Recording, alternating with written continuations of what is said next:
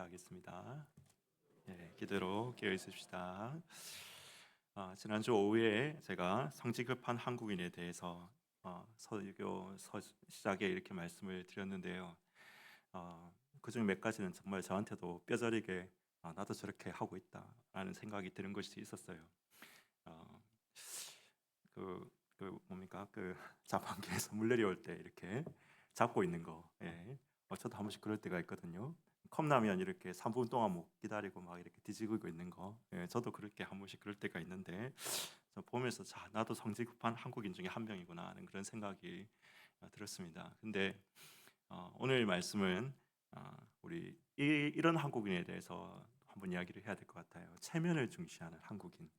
우리 한국인뿐만 아니라 우리 동양, 일본, 중국 이런 나라들의 사람들이 체면을 참 우리 중요하게 생각하지 않습니까? 체면이라는 것은 사회적 명성 그리고 타인의 시선에서 이루어지는 평판, 이걸 체면이라고 하지 않습니까? 근데 우리는 참 체면을 중요한 그런 문화권에서 살고 있습니다. 그래서 서양 사람들하고 동양 사람들이 성공에 대해 생각하는 개념 자체가 좀 많이 틀리다고 합니다. 서양 사람들은 자기 개인의 내 안에 그 개인적인 소망을 이렇게 실현하는 것, 내 안에 있는 자아를 실현하는 것, 이런 것을 성공이라고 보는데, 동양 사람들은 남들보다 더 높은 집이, 남들보다 더 이렇게 좋은 집, 더 좋은 자동차, 이런 어떤 사회적인 비교잣들을 가지고 자신의 성공 여부를 판단한다. 이런 이야기를 합니다. 그래서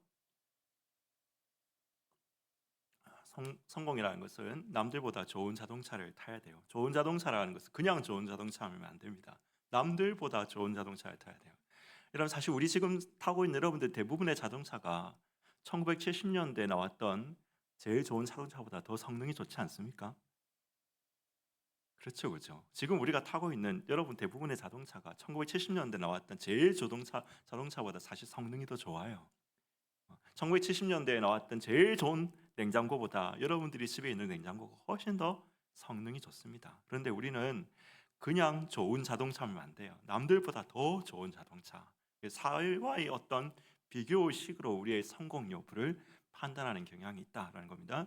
그래서 여러분, 동양 사람들이 사실 서양 사람보다 IQ를 측정하면 더 똑똑합니다.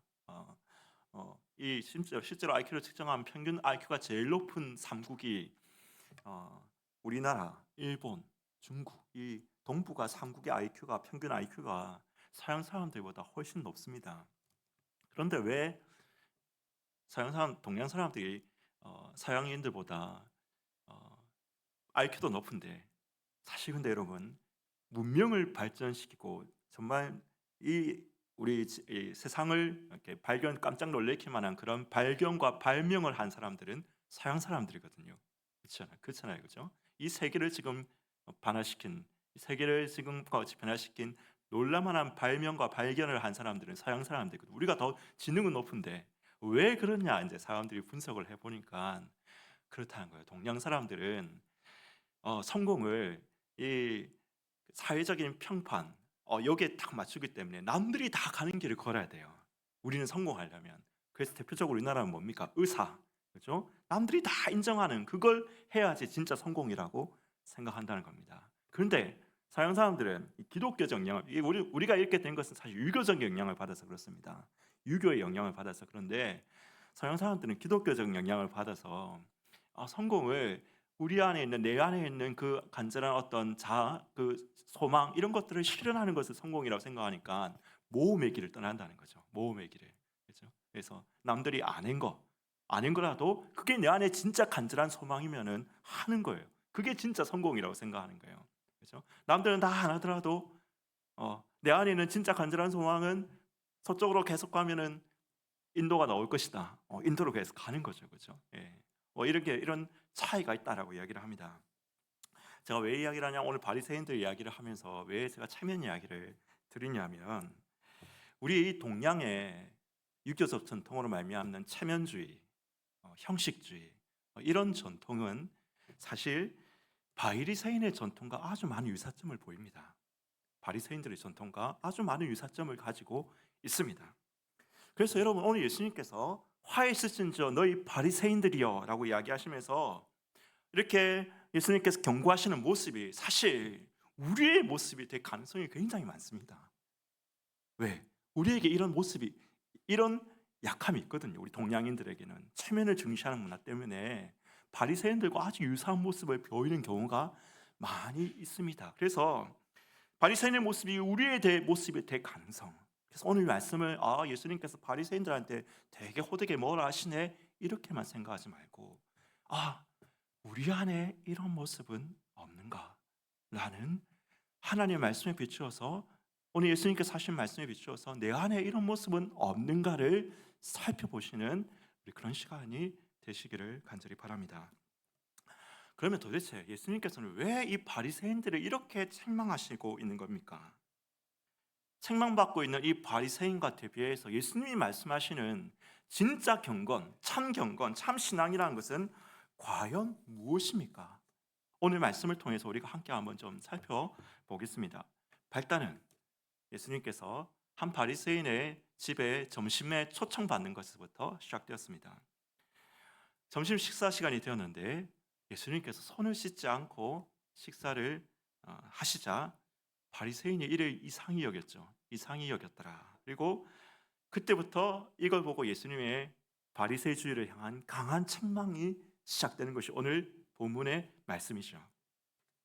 여러분 이것 말씀을 오늘 우리의 관념에 빗대어서 생각하면 예수님이 조금 이상하지 않습니까? 예수님이 이상하지 않습니까? 밥 먹기 전에 손 씻어야 하는 것은 위생상 권장해야 되잖아요. 권장해야 되고 어떤 이에게는 이건 너무나 당연한 거예요. 어떤 집에는 손 씻고 진짜 밥 안 먹으면 엄청 뭐라 하는 그런 집도 있어요.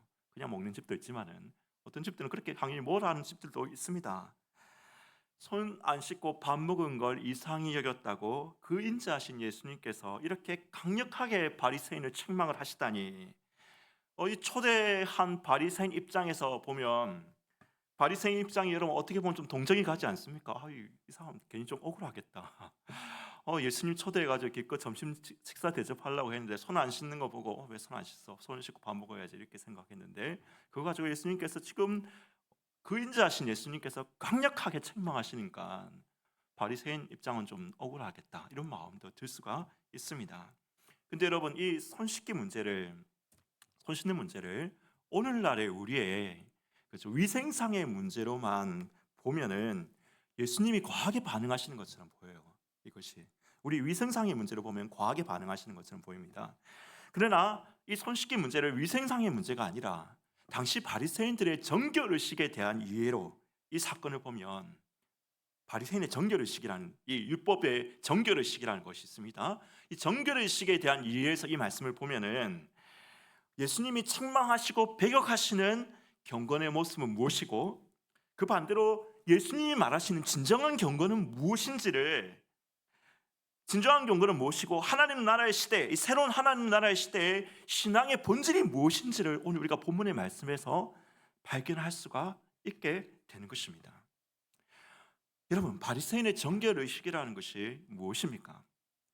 바리새인들은 이 장로들의 전통을 지켰죠. 이 할라카라고 하는 구전된 이 율법을 지켰습니다. 근데 이 할라카 율법 중에 하나가 손 씻기가 들어가 있습니다. 근데 손 씻기 성경에는 사실 율법에서 손 씻기를 직접 명령한 건 아니, 밥 먹을 때마다 손 씻어라 이런 직접 명령한 것은 아닌데 제사장들이 성막에서 봉사하기 전에 손을 씻는 그런 말씀이 나와 있어요. 레위기 15장 11절, 출애굽기 30장 18절 이 말씀 보면 성막에서 봉사하기 전에 손 씻는 장면이 손 씻으라 이렇게 나와 있습니다. 근데 여러분 바리새인들이 이 규례를 갖다가 일반 사람들한테도 적용시켜 가지고 정결 규칙으로 이렇게 세운 겁니다. 그래서 이 손 씻는 게 그냥 씻는 게 아니고 위생상으로 씻는 게 아니라 이렇게 손을 갖다가 여러분 그 손을 갖다가 물을 붓고 이렇게 손을 향하게 해서 물이 흘러나오게 이렇게 해야 되거든요. 이렇게 하는 이유가 뭐냐면 이렇게 해야지 부정한 것에서부터 자신을 지킬 수 있다고 생각해요. 이렇게 손을 안 씻고 먹으면 부정한 것을 먹는 것으로 간주하는 거예요. 마치 돼지고기를 먹는 것처럼, 그렇죠? 마치 더러운 음식을 먹는 것처럼 이렇게 부정한 것을 먹는 것으로 간주를 한단 말입니다. 손을 안 씻고 먹는 것을. 여러분, 손 씻기는 위생상의 관점이 아니라 정교적 거룩을 위하게 한 거룩함을 유지하기 위한 그런 의식으로 본 거예요, 바리새인들은. 자, 그러면 이들은 손을 씻음으로 말미암아서 형식적이고 외적인 더러움에서부터 자신을 차단해서, 여러분, 더러운 곳에서부터 자신을 차단해서 자신의 정결함을, 거룩함을 지키는 것을, 그걸 위해서 손을 씻었다는 것입니다. 여러분, 이를 위해서 손을 씻고 음식을 먹어야 돼요.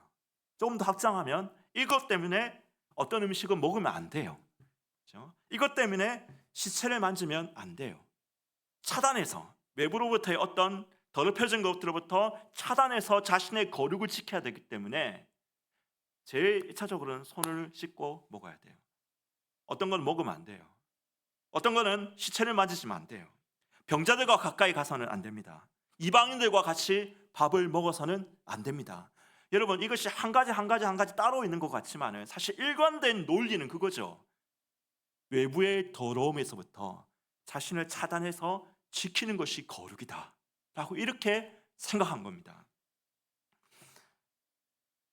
여러분, 무언가 더럽고 죄된 것으로부터 자신을 차단시켜서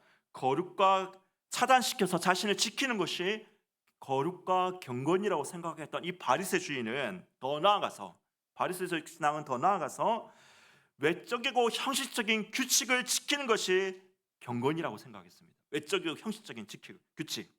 그래서 그들은 박하와 운양과 채소의 11적을 드리는 것이 경건이라고 생각했습니다. 일주일에 2번 금식하는 것이 경건이라고 생각했습니다. 안식일에는 어떤 사소한 노동도 하지 않는 것이 경건이라고 생각했습니다. 바리새인이 왜 그렇게 생각하는지 아시겠죠? 그런데 예수님의 새로운 이 하나님 나라의 시대, 예수님이 말씀하시고 행동하시는 참된 경건은 무엇이었습니까? 예수님은 외부의 더러운 것으로부터 자신을 지키는 것이 거룩이 아니었습니다. 예수님의 거룩은 반대로 우리 내면의 속사람으로부터 흘러나와서 외부를 변화시키는 것, 세상을 변화시키는 것, 타인을 변화시키는 것, 그것이 거룩이었습니다. 예수님에게는. 그렇죠? 이게 차이를 아시겠죠? 바리새인들은 흘러나왔어요. 사단을 지키는 것, 이게 거룩이다. 예수님은 내면에서부터 흘러나와서 내면의 속사람부터 흘러나와서 세상을 변화시키는 것이 거룩이다. 41절 말씀 한번 띄워주시겠습니까? 41절 말씀 같이 한번 읽어보겠습니다. 41절 말씀, 제가 본문을 한 번씩 좀 띄워달라고 말씀드릴게요. 자, 같이 한번 읽어봅시다. 시작. 그러나 그 안에 있는 것으로 구제하라. 그리하면 모든 것이 너희에게 깨끗하리라. 여러분 보세요. 이 말씀을 가지고, 그렇죠? 이 말씀을 오해해가지고 신약 시대의 참된 경건은 11조를 드리는 것은 바리새인의 경건이고 남을 구제하는 것이 진짜 신약 시대 예수님의 경건이다, 이렇게 말하는 것은 예수님의 말씀을 겉핥기로 피상적으로 오해하고 있는 겁니다. 이 안에 있는 것으로 구제하라. 그리하면 모든 것이 깨끗하게 되리라. 이 말씀을 그런 식으로 이해하면 오해한 겁니다. 예수님이 말씀하시는 거룩과 경건은 이 안에 있는 것으로 구제하라. 이 안에 인사이드에 있는 것으로 구제하라.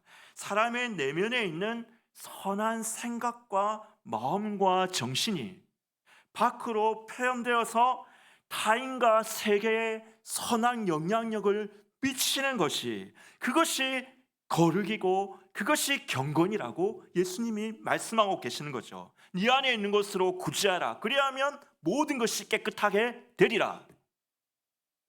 밖에 있는 무언가를 먹지 않음으로써, 어떤 형식적 규칙을 지킴으로써 거룩한 사람, 경건한 신앙이라고 생각하는 것은 참된 하나님 나라의 그림자죠. 그거는 그림자입니다.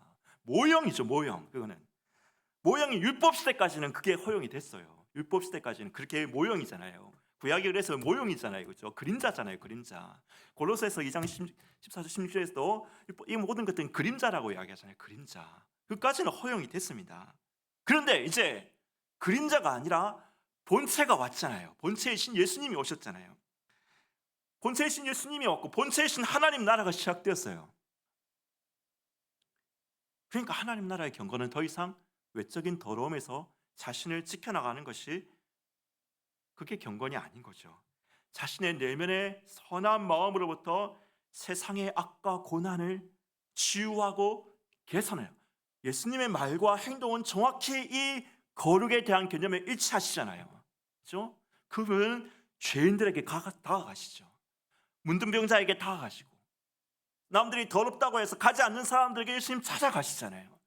예수님의 이 말씀이 예수님의 이 경건에 대한 오늘 이 본문의 바리새인주의를 비판하시면서 예수님께서 하시는 경건은 예수님의 삶과 정확하게 일치하죠.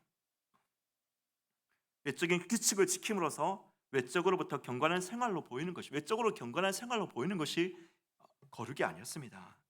내면으로부터 흘러나와서 밖으로 표현되는 것이 진정한 거룩이었습니다. 내 안에 있는 것으로 남을 구제하라. 그리하면 모든 것이 깨끗하게 되리라. 예수님의 말씀이 뭔지 여러분 좀 이제 이해가 되시나요? 여러분 이 말씀을 우리에게 한번 적용해 봅시다. 바리새주의를 탈피해서 진정한 경건이 무엇인지를 우리에게 좀 적용해 봅시다. 자, 첫 번째, 외적인 모습을 우리의 경건의 척도로 삼아서 남을 비판해서는 안 됩니다. 다시 한번 말씀드립니다. 외적인 모습을 우리의 경건의 척도로 삼아서 그것으로 남을 비판해서는 안 됩니다. 예수님의 이 말씀, 바리새주의에 대한 경고, 진정한 경건에 대한 예수님의 말씀을 기억하면 우리는 그렇게 해서는 안 됩니다. 어떤 집사님이 있습니다. 사업이 망하셨어요. 사업이 망하고 보니까 자신이 지금껏 하나님께 기도에 소홀했고 기도하는 일에 소홀했다는 것을 깨달았어요. 그래서 회개했습니다. 하나님 만나고 하나님 도우심을 얻고자 하루에 2시간씩 정말 열심히 간절히 기도했습니다. 기도하기 시작했습니다. 하나님께서 그렇게 2시간씩 매일 기도하자 하나님께서 그 집사님에게 큰 은혜를 주셨고 마침내 사업이 일어나고 여러분 모든 일이 잘 풀리게 하셨습니다. 여기까지는 정말 좋은 스토리죠. 정말 좋은 스토리입니다. 근데 문제는 그 다음 하루 이 집사님이 하루 2시간 기도가 그러니까 경건의 표준이다 생각입니다. 경건의 표준이라 생각해서 사람들에게 하루 2시간은 기도해야 경건한 사람이라고 말하기 시작했습니다.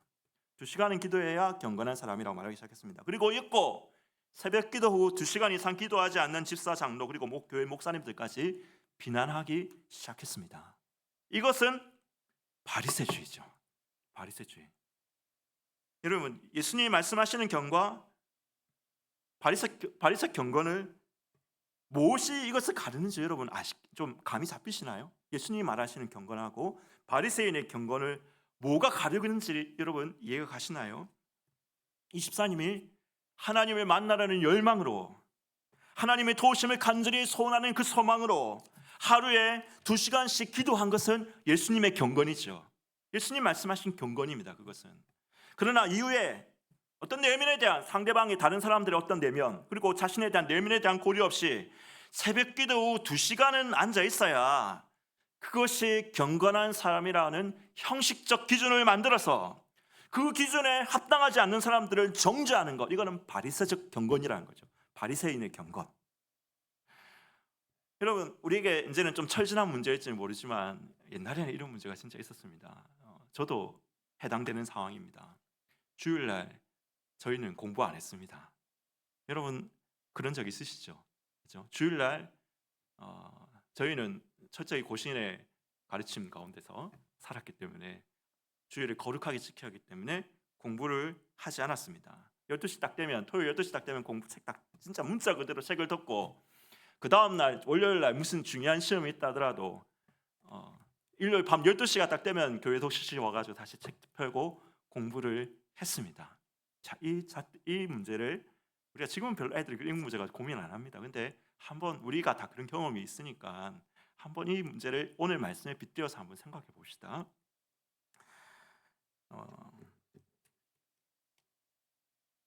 여러분 내가 공부하는 것 모두가 아무도 지금 이제 문제 삼지 않고 다 공부를 하기 때문에 내가 공부하는 것도 아니고 내 주변에 모두가 안 하기 때문에 내가 안 하는 것도 아닙니다.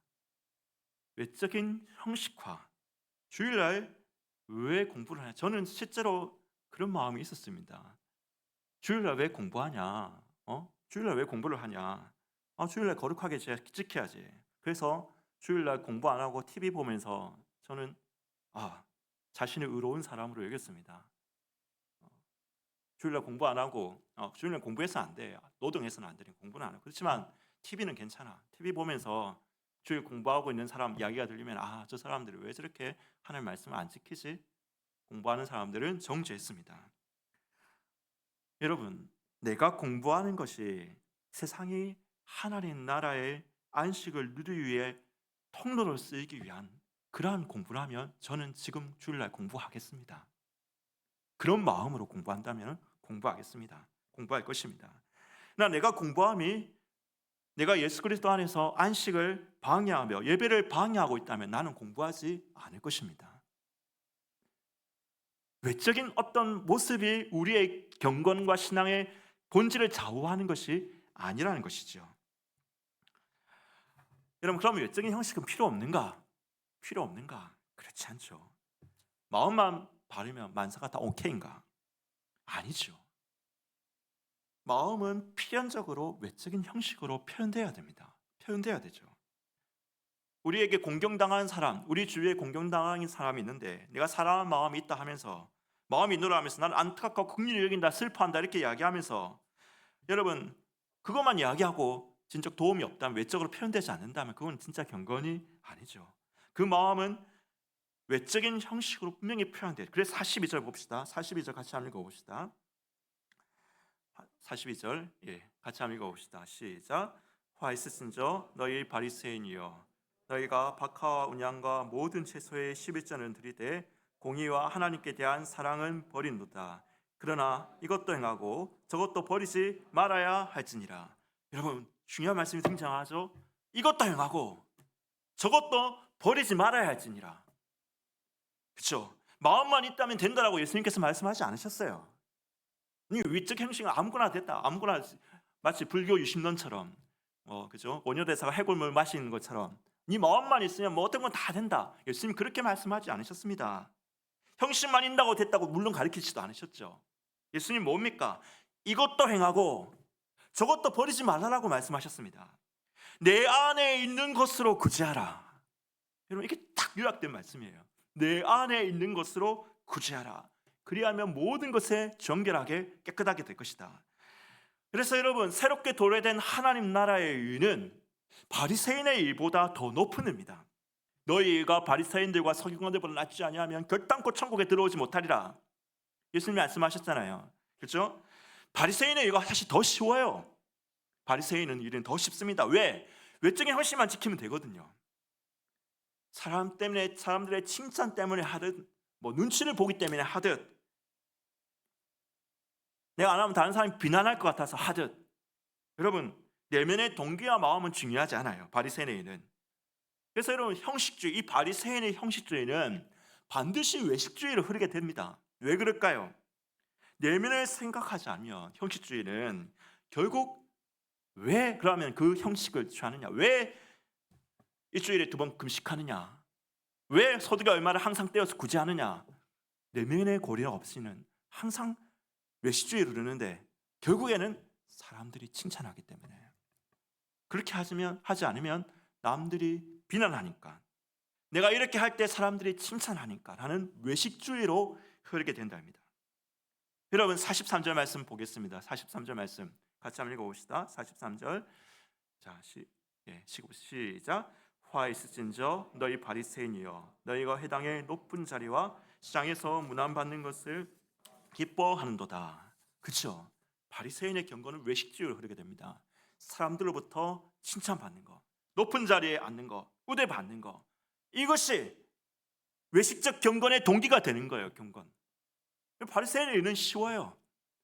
쉽습니다. 그런 외적인 모습만 보이면, 내면이 뭐가 됐든 그것만 보이면 되거든요. 사람의 칭찬을 받아든 비난을 두려워해서든 그것만 지키면 되니까. 그러나 여러분, 예수님의 경건은 무엇입니까? 하나님 나라의 경건은 무엇입니까?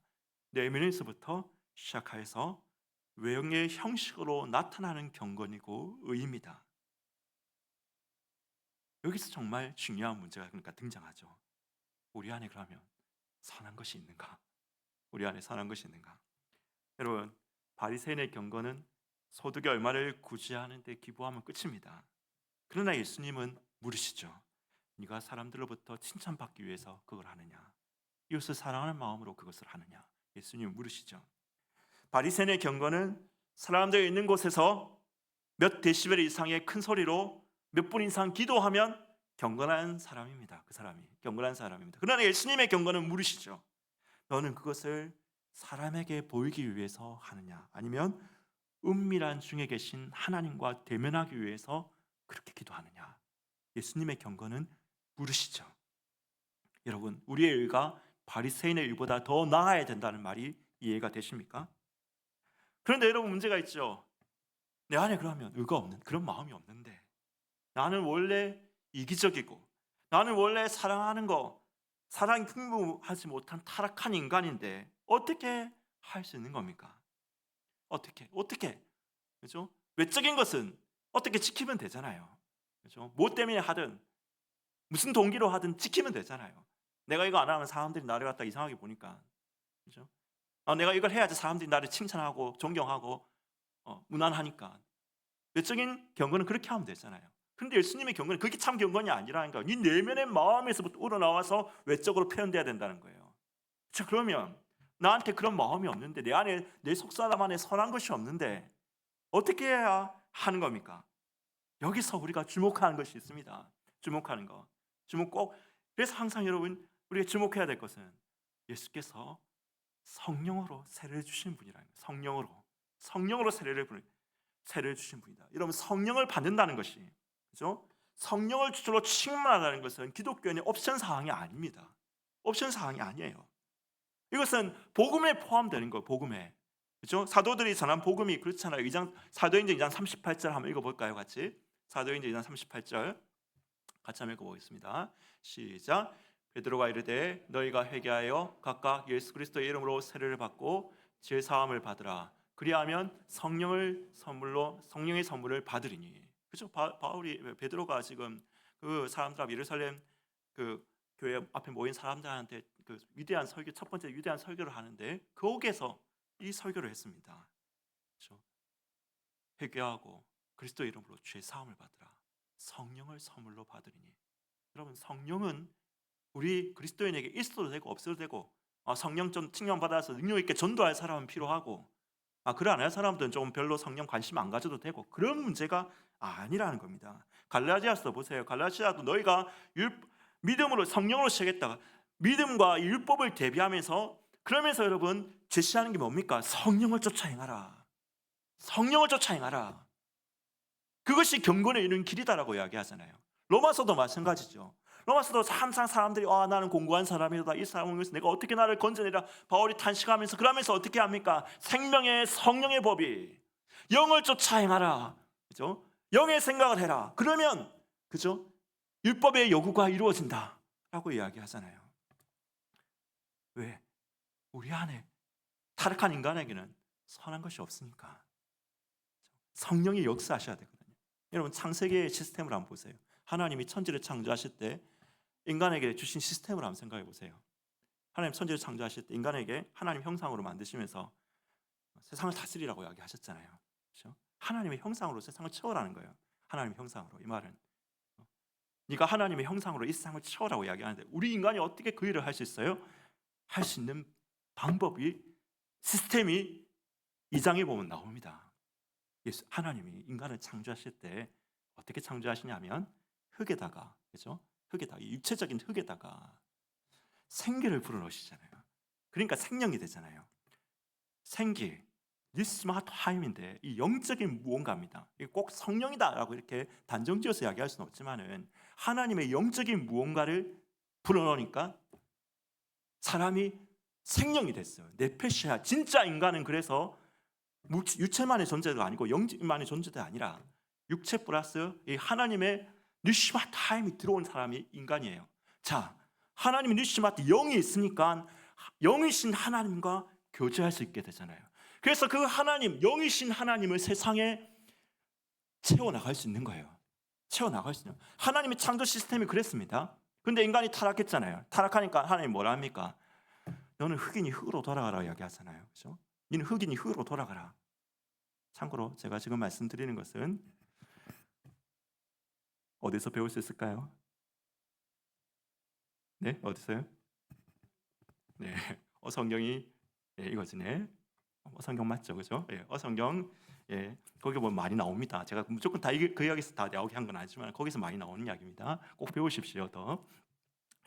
하나님 흙으로 돌아갈지라 이렇게 이야기하죠. 흙으로 돌아갈지라 뭡니까? 육체가 되어버린 인간이 육체가 되어버립니다. 자, 그러면 예수님께서 오셔가지고 죽으시고 부활하신 다음에 요한복음 보면 부활하신 다음에 제자들에게 나타나가지고 뭐 어떻게 합니까? 숨을 내쉬잖아요, 그죠? 숨을 내쉬면서 하나님이 흙으로 인간을 만드시고 그거에 생기를 불어넣으시듯이 예수님이 그죠? 부활하시고 난 다음에 숨을 내쉬면서 성령을 받으라. 성령을 받으라. 여러분, 성령이 얼마나 중요한지, 그리스도의 이 하나님의 이 위대한 그랜드 스토리, 그죠? 위대한 이 성경의 스토리 안에서 성경 전체의 시스템에서 성령이 얼마나 중요합니까? 성령이 있어야지 성령이 우리 안에 충만하게 역사하시고 우리 안에 거주하시고 내주하시고 충만하게 역사하실 때 참된 우리는 인간의 목적을 행할 수가 있는 겁니다. 참된 경건을 행할 수가 있는 것입니다.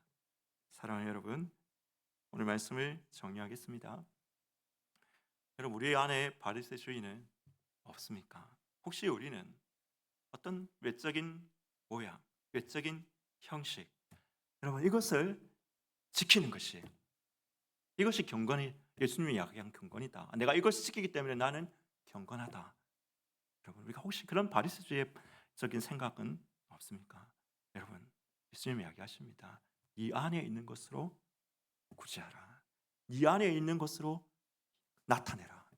그렇죠? 우리 안에 마음에서부터 우러나와서 외적인 형식으로 가는 겁니다.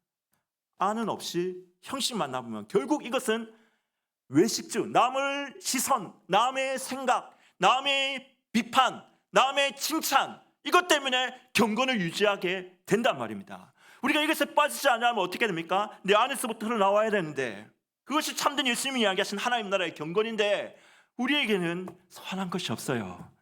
그러니까 뭘 해야 되겠습니까? 끊임없이 우리는, 물론 성령이 우리 안에 오셨지만은 끊임없이 하나님의 성령의 충만함을 주시고, 주여 내 안에 선한 것이 없습니다. 하나님 성령으로 말미암아, 하나님 성령으로 말미암아 우리가 하나님을 보게 하시고, 우리 안에 하나님이 어떤 분인지를 보게 하시고, 하나님을 깊이 묵상하게 하시고, 여러분 성령이 우리의 눈을 열게 하시고 성령이 우리의 마음의 그릇을 준비하게 하신다면 그 안에 여러분 내용을 채우시는 것은 뭡니까? 말씀이잖아요. 말씀이 들어가잖아요. 그렇죠? 그래서 우리가 항상 성령 안에서, 말씀 안에서 하나님을 묵상하고, 그렇죠? 하나님을 볼 때, 그때 우리는 그리스도가 오늘 말씀하시는 참된 경건, 바리새적 경건이 아닌 참된 경건을 행할 수 있게 되는 것입니다. 여러분, 그리스도 안에서 우리 모든 분들이, 저를 포함해서 모든 분들이 우리가 그리스도가 이야기하시는 우리 참된 이 경건의 삶으로 살아갈 수 있기를 예수님의 이름으로 축원드립니다. 함께 찬양 드립시다. 보소서 주님.